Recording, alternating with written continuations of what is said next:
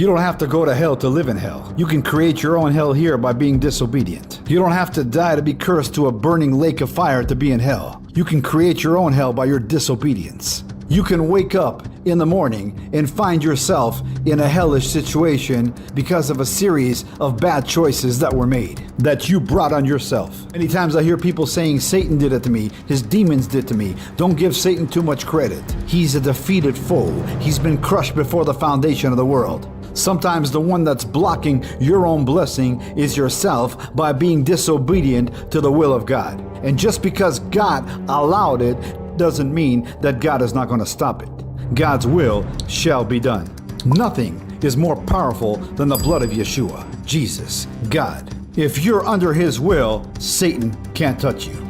Greater is he in you than the one in the world.